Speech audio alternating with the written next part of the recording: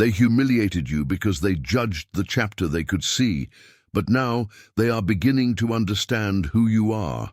And by the time they recognize it, their opinion will no longer have the power it once carried.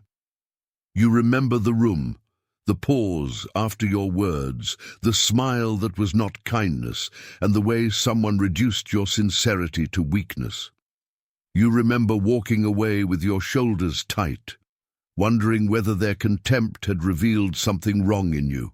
Yet the deeper pain was not the insult itself. It was the fear that their treatment had confirmed what you secretly suspected about yourself. You kept asking why they could not see the heart behind your silence, the discipline behind your patience, or the courage behind your refusal to retaliate. Something in you knew the misunderstanding was not the whole story, but you did not yet know how to name the season. When a season keeps repeating and you sense that it carries meaning, the call of the chosen. A 30-day journey can help you recognize what your waiting may be forming, understand the difference between fear and direction, and approach your next step with faith and clarity. To access the ebook, go now to the top of the comments and click the link in the pinned comment.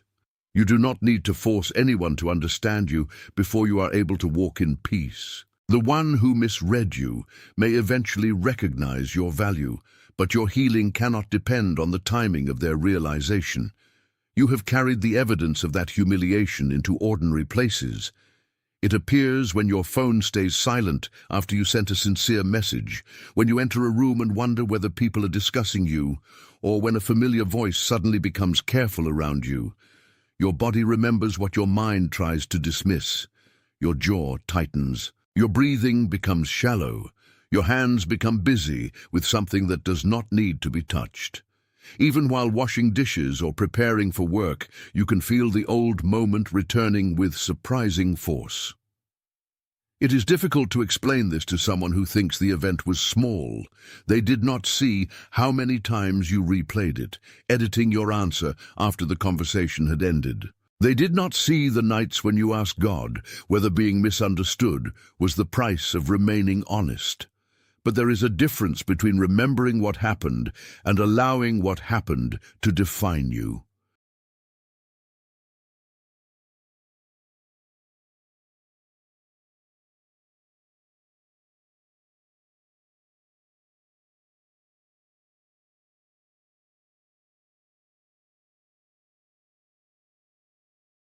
Attention, you need to prepare now.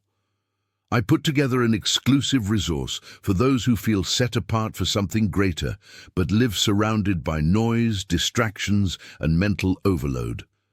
This is a 30-day journey that will transform your life. A guided path to armor your mind and prepare for what's coming with daily practices of focus, boundaries, and discipline.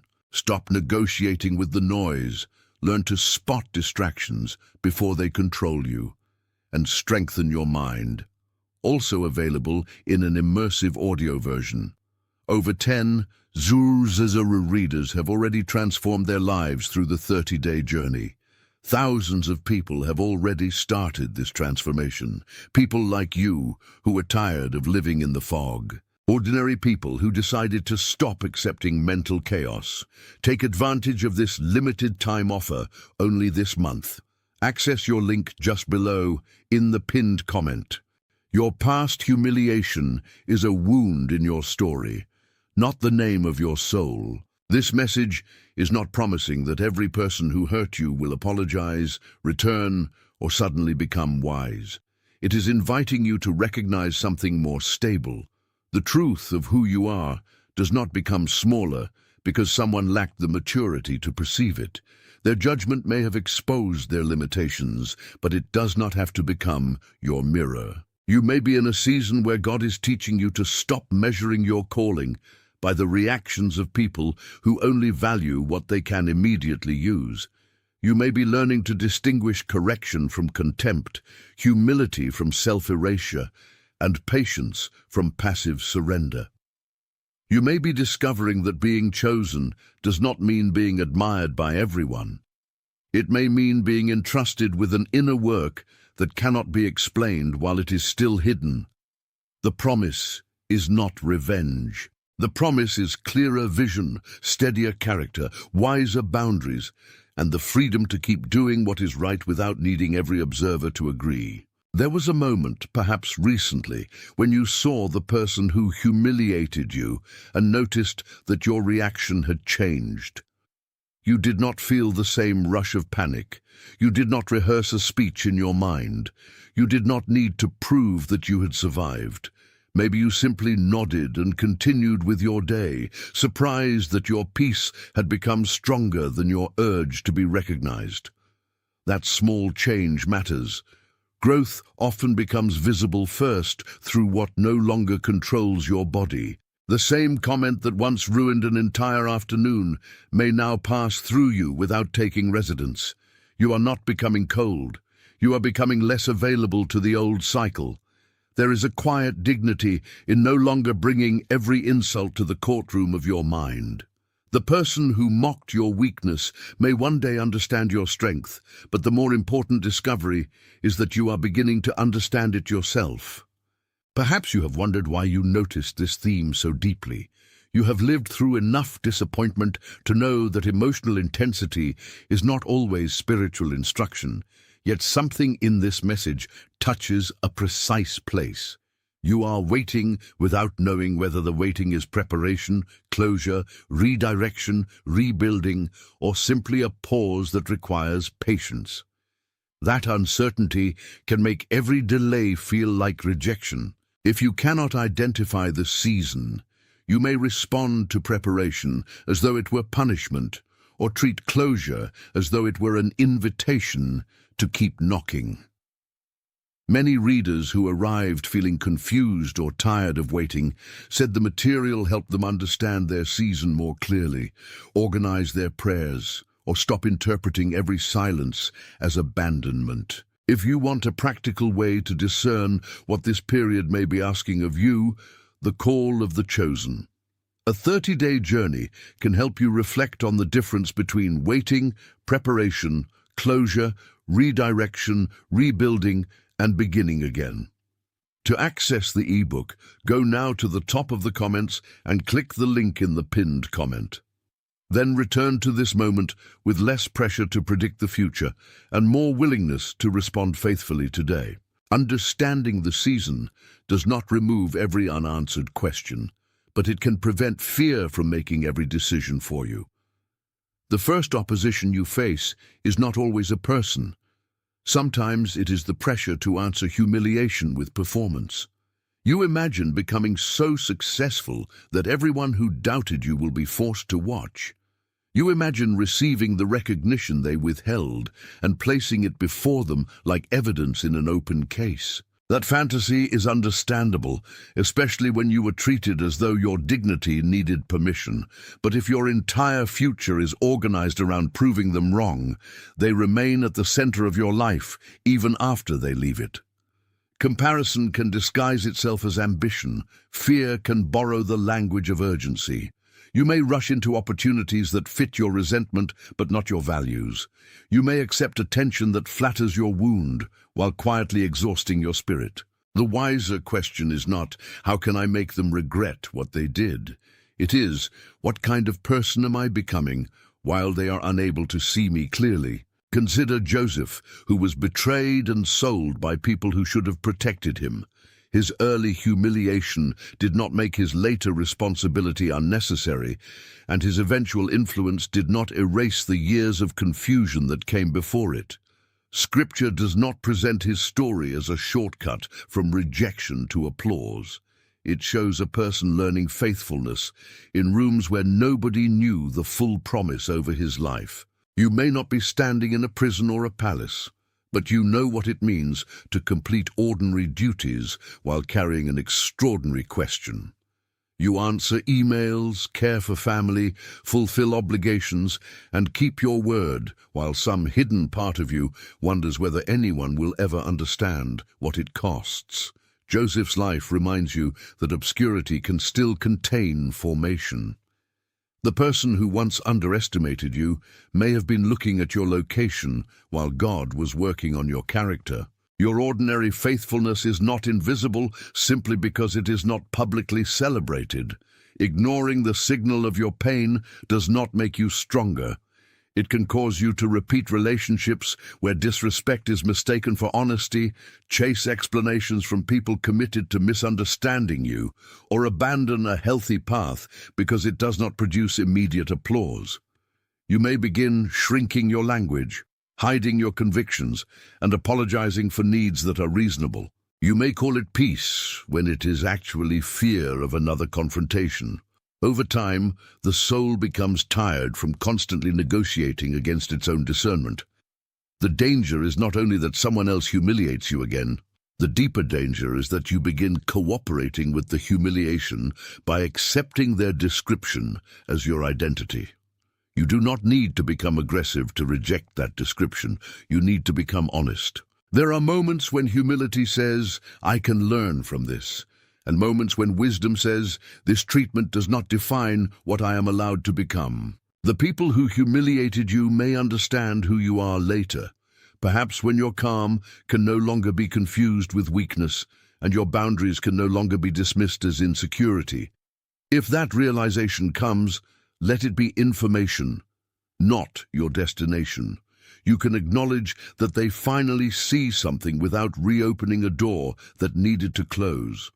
For this simple confirmation, type the words 888 in the comments, then return to the message. Let the number mean only that you recognize the threshold between needing their understanding and honoring the truth you have already received. What matters is not creating a spiritual formula through a typed response. What matters is noticing the decision beneath it. You are allowed to stop explaining your heart to someone who repeatedly uses your explanation against you. Their late understanding may validate what happened, but it does not have to decide what happens next. The conflict has an inner root as well. After being humiliated, you may begin living as though every future interaction is a trial where you must present enough evidence to earn basic respect. You over-explain harmless choices. You scan faces for disapproval. You soften clear statements until nobody can tell what you actually believe. You may even reject kindness because you suspect it is temporary, or avoid opportunity because visibility feels dangerous. This pattern is not a moral failure. It is a learned response to being exposed in an unsafe moment, but a response that once protected you can become a cage when the situation has changed. You are not required to punish yourself for having been affected. You are invited to notice where self-protection has become self-abandonment. The question is not whether you will ever feel vulnerable again. The question is whether vulnerability will be governed by wisdom or controlled by the memory of someone else's cruelty. Recognition alone is not enough when you still do not know what to do with what you have recognized. You need a way to reflect before reacting, to pray without turning every desire into a prediction, and to distinguish a genuine next step from an impulse born in humiliation. When the need to act immediately is costing you peace, the call of the chosen, a 30-day journey, can serve as a practical companion for reflection, prayer, discernment, daily decisions, and identifying the next faithful step without panic or passivity. It is meant to help you place language around the season you are living so that you can move with intention instead of merely responding to pressure. To access the ebook, go now to the top of the comments and click the link in the pinned comment. You can return to your situation with a clearer question, a calmer heart, and greater honesty about what belongs to you and what does not. The goal is not to make you dependent on another voice, but to help you practice listening responsibly when the room around you becomes loud. Your mind may say, "Prepare for another attack," while your body says, "I am exhausted," and your spirit quietly says, "Do not become what wounded you." These voices can feel tangled together, especially after public shame or private rejection. Reason can help you examine facts, but reason alone cannot heal the meaning you assign to the event. Your body may need rest before you make a major decision. Your spiritual recognition may be gentle rather than dramatic, appearing as a steady refusal to betray your values for approval. Do not confuse a racing heart with a divine command. Do not confuse every strong emotion with a warning. Give yourself room to breathe, to sleep, to seek wise counsel, and to observe whether the direction remains clear when the intensity decreases.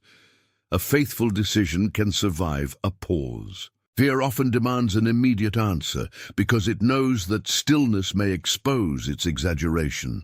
Your relationships and environments will also reveal what you are learning. You do not need to become suspicious of everyone simply because one person treated you unjustly. Discernment is not isolation. It is the ability to notice whether an environment consistently requires you to betray your conscience, silence your needs, or compete for basic dignity. Healthy people can disagree with you without humiliating you. Wise correction may feel uncomfortable, but it does not require contempt. You can listen without surrendering your identity, forgive without restoring unrestricted access, and remain kind without pretending that trust has not been damaged. Some doors may remain closed because your life needs room to recover its honest shape. Others may open slowly through people who do not demand a performance before offering respect. Pay attention to how your body feels after conversations. Peace is not always excitement, and discomfort is not always danger, but repeated confusion deserves examination. Opposition often keeps the old pattern alive through noise. It fills your calendar so completely that you never ask what you are actually pursuing. It sends you toward the most urgent message instead of the most important responsibility. It reminds you of the insult at midnight and of every possible response while you are trying to rest. Fatigue then makes discernment harder, and poor discernment makes you more vulnerable to pressure.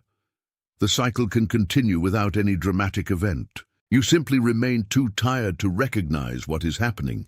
That is why protecting your attention is part of spiritual maturity. You may need to silence a conversation, postpone a reply, change the rhythm of your morning, or refuse to consume material that keeps reopening the same wound. None of these choices proves that you are better than anyone. They simply create enough quiet for truth to be heard without competing against every demand. The turning point arrives when you stop negotiating with the truth that your humiliation revealed.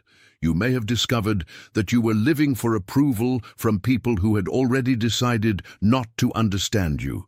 You may have recognized that you kept returning to a conversation because you wanted a different ending, not because the relationship was ready for one. You may have seen that your desire for vindication was keeping you emotionally attached to the person who injured you. This recognition can hurt because it removes an excuse, yet it also returns authority to your hands. You cannot control when they understand who you are. You can control whether their delayed insight becomes the condition for your obedience. A mature faith does not deny the injustice, it refuses to build a home inside it. You can grieve what happened and still choose a future that is not designed as a response to their disrespect. Imagine now that the truth about you is a letter sealed before the people around you were ready to read it. Their humiliation was not the content of the letter. It was their premature judgment of an envelope they had never opened. The seal held what could not yet be explained, and the silence around it did not mean that the message had disappeared. You carried it through rooms where people laughed at the wrong things, through conversations where your intentions were misrepresented, and through days when you questioned whether the letter had ever been meant for you. Still, something remained intact. The words were not rewritten by their opinions. The meaning was not erased by the delay.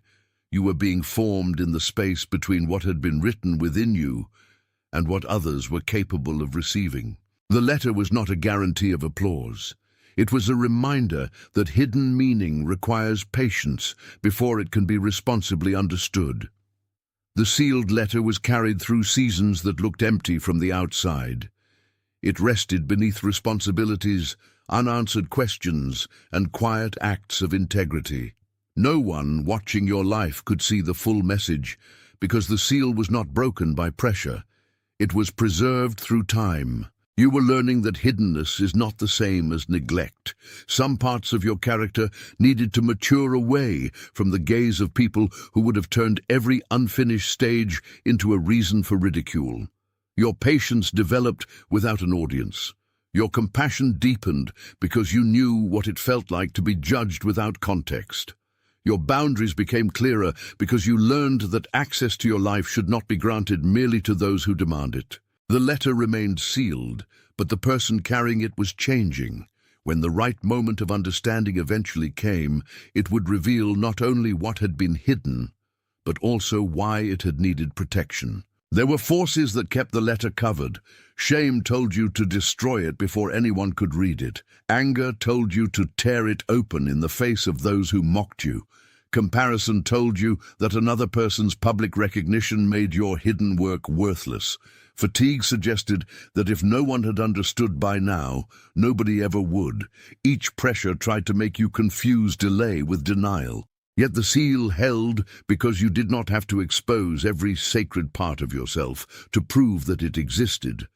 Some people had access to your schedule but not your calling, your history but not your heart, your image but not your becoming.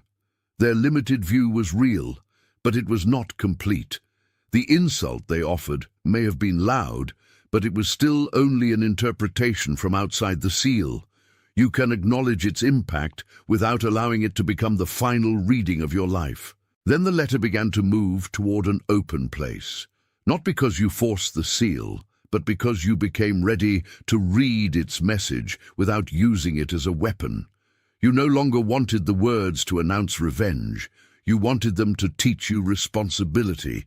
You began to understand that being recognized is not the same as being approved, and being vindicated is not the same as being free. The letter carried a direction.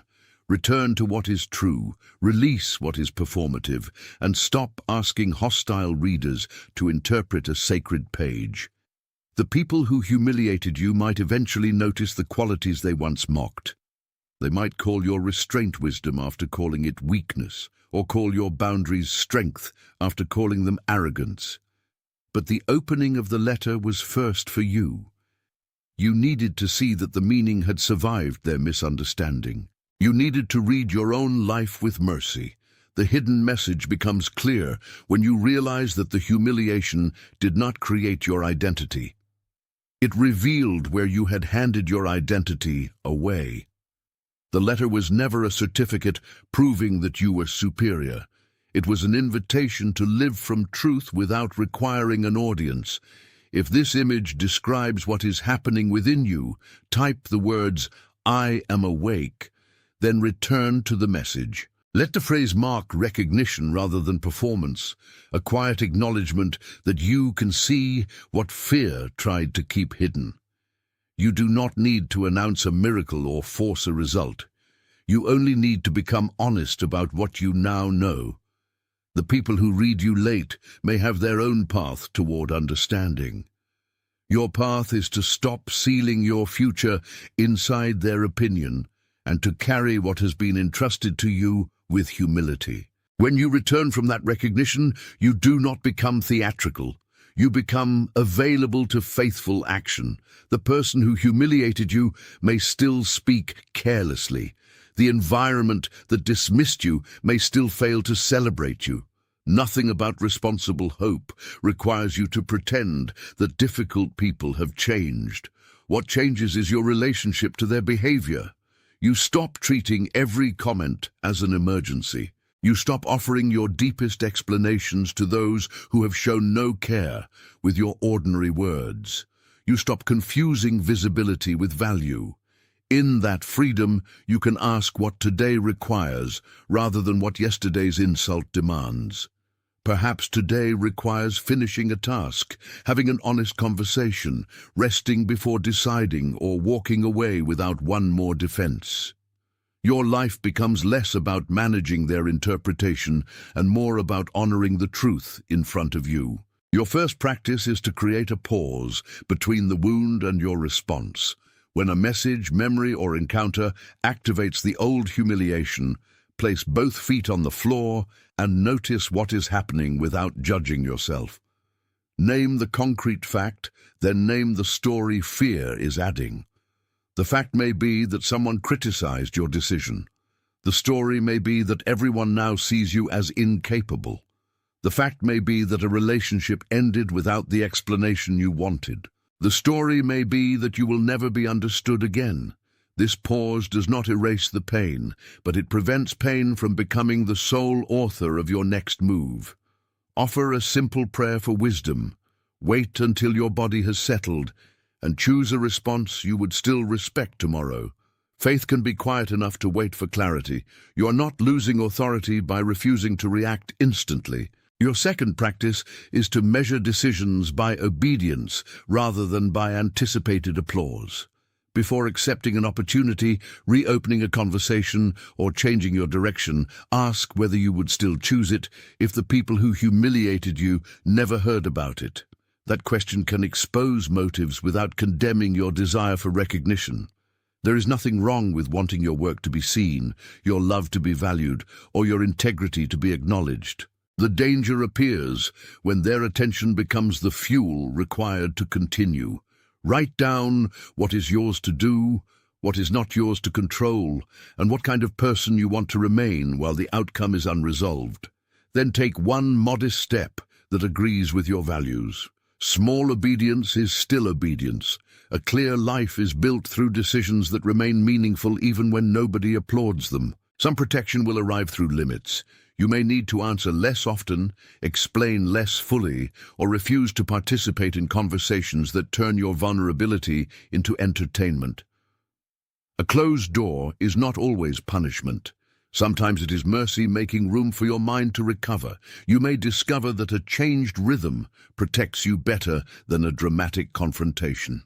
This could mean leaving a group chat, declining an invitation, moving a meeting, or choosing not to search for evidence of what others are saying. The goal is not to control every environment.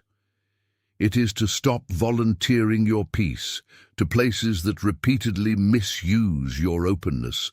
You can remain generous without remaining exposed. You can forgive without granting the same person unlimited access to your decisions. You can bless someone's future from a distance while protecting the future you are responsible to build. There is one clear decision before you now. Stop making your next faithful step dependent on the late understanding of the people who humiliated you. If they recognize you tomorrow, let tomorrow hold that recognition. If they never recognize you, let your obedience remain real anyway. You may need to finish something you postponed because criticism made you doubt your capacity. You may need to apologize for your part without apologizing for existing. You may need to decline revenge, even when revenge feels emotionally justified. You may need to choose a healthier relationship with your own voice. A decision does not have to feel powerful to be important. Sometimes it is simply the moment you refuse to send another explanation, reopen another argument, or abandon another good assignment. The future is not asking you to become impressive. It is asking you to become faithful with what is already in your hands. If this message has helped you receive the truth without needing to answer it with words, let your like be a silent amen, a quiet acknowledgement that peace can be stronger than the desire to prove yourself. Then keep this recognition private inside your actions, where it can become character rather than performance. You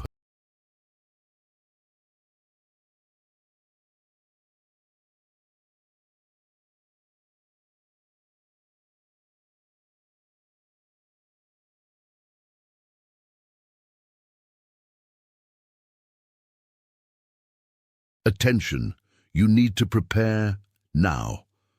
I put together an exclusive resource for those who feel set apart for something greater, but live surrounded by noise, distractions, and mental overload. This is a 30-day journey that will transform your life. A guided path to armor your mind and prepare for what's coming with daily practices of focus, boundaries, and discipline. Stop negotiating with the noise. Learn to spot distractions before they control you, and strengthen your mind. Also available in an immersive audio version. Over 10 Zuzazara readers have already transformed their lives through the 30-day journey. Thousands of people have already started this transformation. People like you who are tired of living in the fog. Ordinary people who decided to stop accepting mental chaos. Take advantage of this limited time offer only this month. Access your link just below in the pinned comment.